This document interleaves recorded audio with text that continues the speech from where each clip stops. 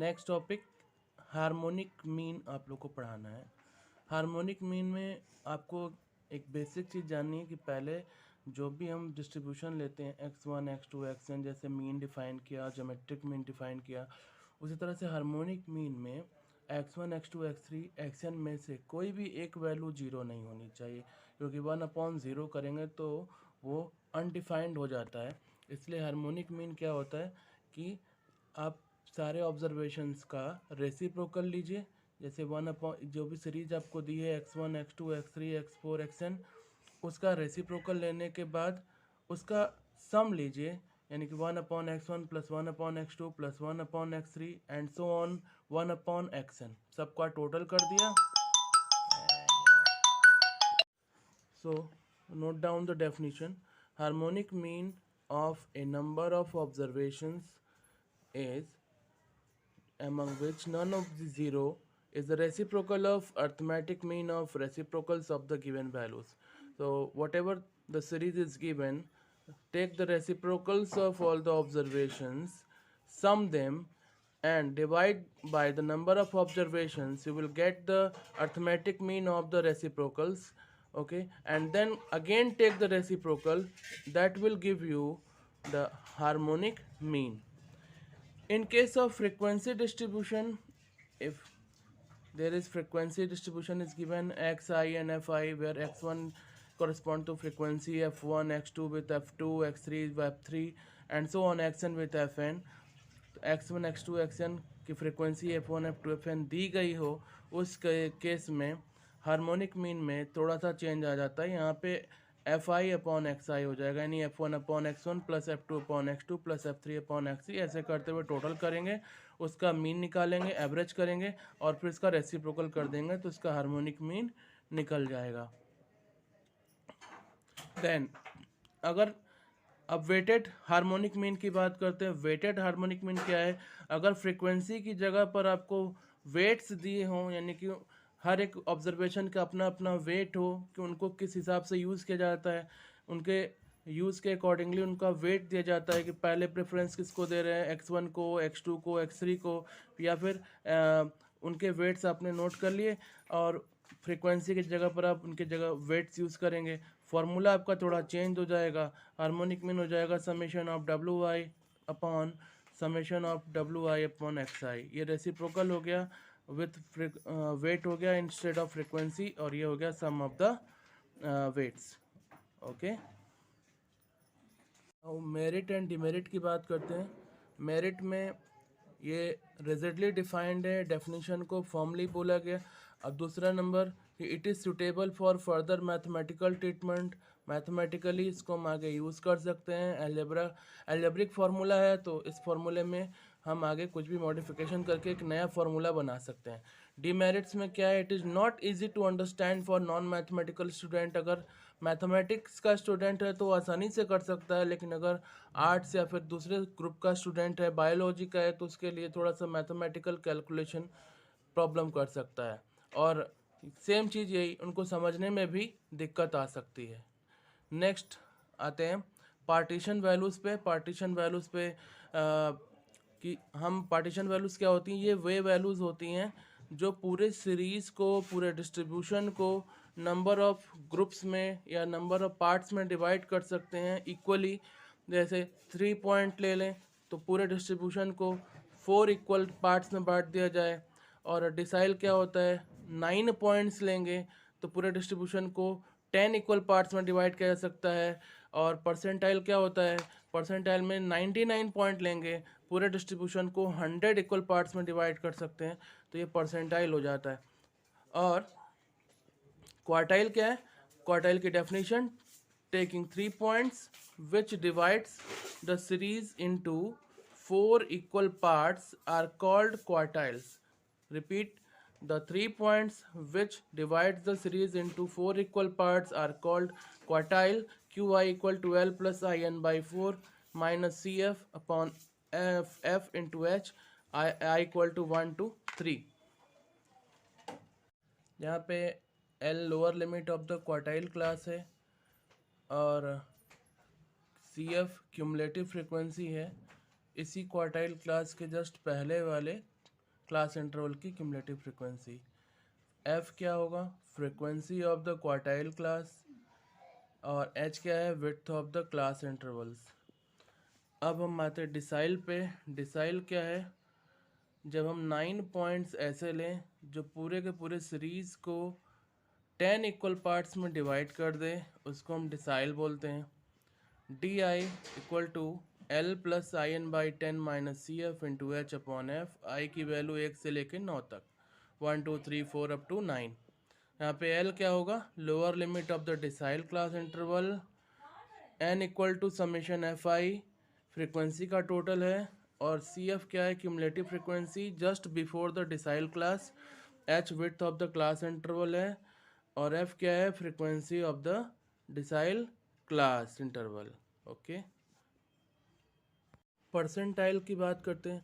इसी तरीके से जैसे हमने डिसाइल डिसाइल डिसाइल क्वार्टाइल को देखा, वैसे परसेंटाइल है। पूरे सीरीज़ को आप 100 इक्वल पार्ट्स में बांट दीजिए, उसके लिए कितने पॉइंट्स चाहिए होंगे, 99 पॉइंट्स चाहिए होंगे। 99 पॉइंट्स अगर पूरे डिस्ट्रीब्यूशन को 100 इक्वल पार्ट में डिवाइड करते हैं, उनको परसेंटाइल बोलते हैं। और पी आई क्या हो गया, L plus I N by 100। Formula देख सकते हैं, जैसे क्वार्टाइल में आई एन बाई 4 था, डिसाइल में अपॉन जितने इक्वल पार्ट होते हैं उतने नंबर नीचे लिखे रहते हैं। डिसाइल में 10 था और परसेंटाइल में 100 है, minus cumulative frequency upon f into h. I की वैल्यू 1 से लेके 99 तक जाएगी, क्योंकि 99 पॉइंट्स लेकर के ही उसको 100 पार्ट्स में आप डिवाइड करते हैं। एल क्या है, लोअर लिमिट है परसेंटाइल क्लास इंटरवल का। एन समेशन ऑफ फ्रिक्वेंसी है। सी क्यूमुलेटिव फ्रिक्वेंसी है। परसेंटाइल क्लास इंटरवल जो सेलेक्ट होगा उसके जस्ट पहले वाले क्लास का। और एफ क्या है, जस्ट उसी क्लास इंटरवल की, परसेंटाइल क्लास इंटरवल की फ्रिक्वेंसी है। और एच क्या है, width of the class interval. Next question है कि एक डिस्ट्रीब्यूशन दिया है, उसमें मार्क्स ऑफ द स्टूडेंट्स दिए गए हैं 500 कैंडिडेट्स के स्टैटिस्टिक्स के पेपर में, सिविल सर्विसेज के एग्ज़ाम में। मार्क्स ये मोर देन टाइप फ्रिक्वेंसी दी गई है, और नंबर ऑफ कैंडिडेट्स दिया है। मार्क्स है more than 0, 10, 20, 30, 40 and 50। And number of candidates more than 0 हैं 500, 10 से ज़्यादा पाने वाले हैं 460, 20 से ज़्यादा पाने वाले हैं 400, 30 से ज़्यादा पाने वाले 200, 40 से 400 एंड 50 से 30। Calculate the lower quartile marks. सबसे लोअर क्वार्टाइल यानी Q1 निकालना है। If 70% of the candidates pass in the paper, 70% pass हो जाते हैं in the paper, then find the minimum marks, यानी 30% फेल हो रहे हैं, obtain by the pass candidate. तो जो कैंडिडेट पास हुआ वो उसका मार्क्स निकालना है। तो पहले हम इसको क्लास इंटरवल और ग्रुप के हिसाब से अरेंज कर लेते हैं। मार्क्स मोर देन जो दिया गया है वो आप नोट करिए, 0 से लेके 50 तक। उसकी मोर देन क्यूमुलेटिव फ्रिक्वेंसी 500 जो है वो टोटल फ्रिक्वेंसी है, यानी 500 होगा। और इसको पहले हम नोट कर लिए ऊपर क्वेश्चन से, और इसको क्लास इंटरवल में बांट लेते हैं, जैसे 0 से 10, 10 से 20, 20 से 30, 30 से 40, 40 से 50। कैसे डिसाइड किया, क्योंकि यहाँ है 0, 10, 20, तो 10, 10 का गैप चल रहा है, तो इससे क्लास इंटरवल भी हम इसी हिसाब से अकॉर्डिंगली 0 to 10, 10 से 20, 20 से 30 ऐसे बनाया। और लास्ट में 50 एंड मोर देन बोला है, तो इसलिए 50 एंड एबव लिख दिया। कहाँ तक जाना ये नहीं पता। तो अब इसका जब हम फ्रीक्वेंसी निकालेंगे तो फ्रीक्वेंसी कैसे निकलेगा, ये 0 के ऊपर कितने हैं ये निकालना है। 0 के ऊपर 500 माइनस 460 करेंगे, इसको माइनस कर देंगे, कितना हो गया 40। और इसके बाद वाली फ्रीक्वेंसी, इसमें से 400 माइनस कर देंगे, 60 आएगा। इस क्लास की फ्रीक्वेंसी के लिए इसको ऐसे माइनस कर दिया, 400 माइनस 200, 200 आया। ऐसे ही करते हुए ये निकालेंगे, 100 आएगा, और आगे 100 माइनस 30, 70 आ गया। और इसकी less than type cumulative frequency निकाल लेंगे, ताकि आपको क्वार्टाइल और डिसाइल कैलकुलेट करने में प्रॉब्लम ना हो। तो ये 40, 40 प्लस 60 100, 100 प्लस 200 300, एंड 300 प्लस 100 400, और इसको प्लस करेंगे 470, एंड प्लस 30 कर देंगे 500 हो जाएगा। क्वार्टाइल निकालने के लिए n/4 निकालेंगे, यानी 500/4 करेंगे, तो 500/4 कितना आएगा 125। और 125 से less than type cumulative frequency में थोड़ी सी बड़ी वैल्यू ढूंढिए, और उसके ठीक सामने का क्लास इंटरवल आपका क्वार्टाइल क्लास हो जाएगा Q1 के लिए।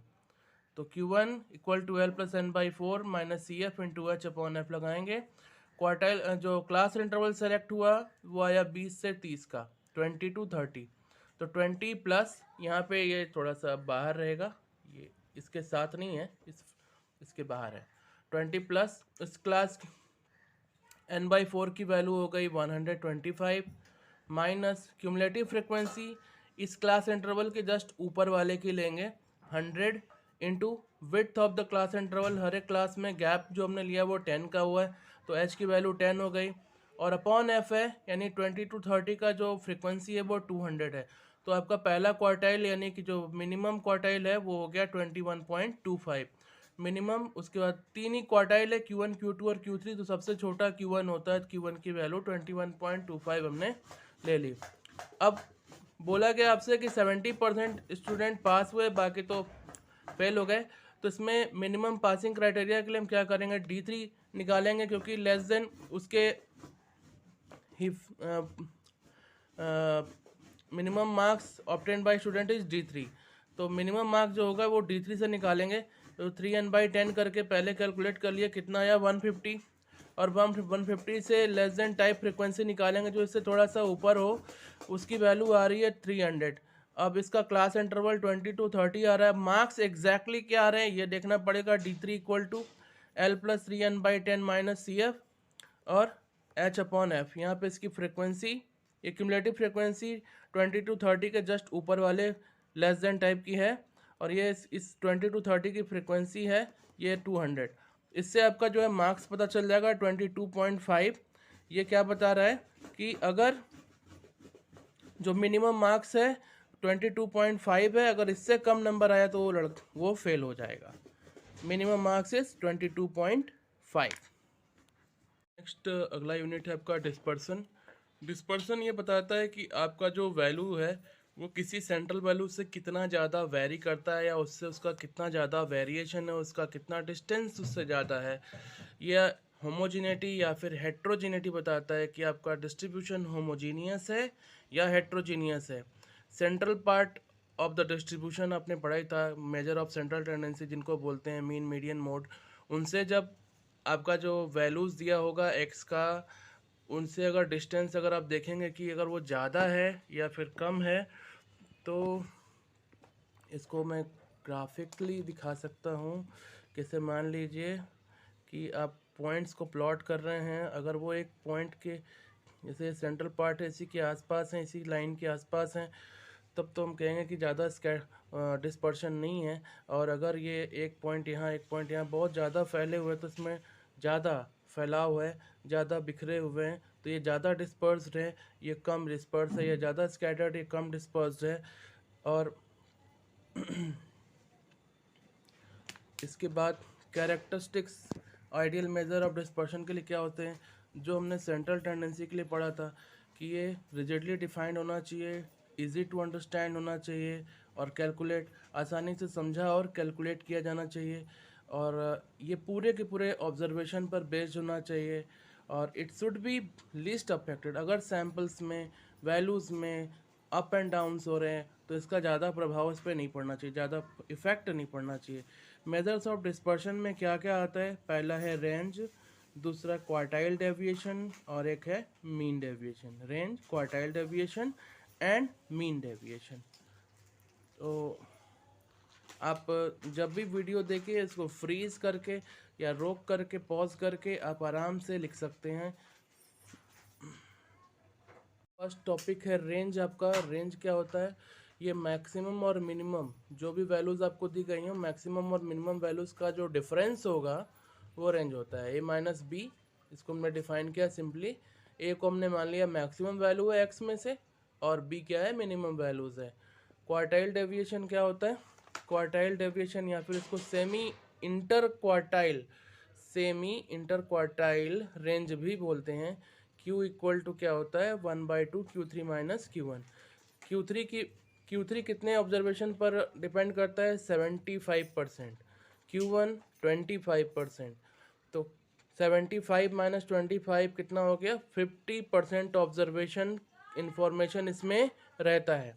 Q1 and Q3 are first and third quartile, और ये आपके रेंज से ज़्यादा बेटर माना जाता है डिस्पर्शन का मेज़र, क्योंकि रेंज में सिर्फ दो वैल्यूज़ हैं, रेंज में सिर्फ दो वैल्यूज़ का इस्तेमाल करते हैं, और इसमें आप देख रहे हैं Q3 माइनस Q1 में 50% ऑब्जर्वेशंस आपका यूज़ हो जा रहा है। तो it is a better measure in comparison to the range. Okay.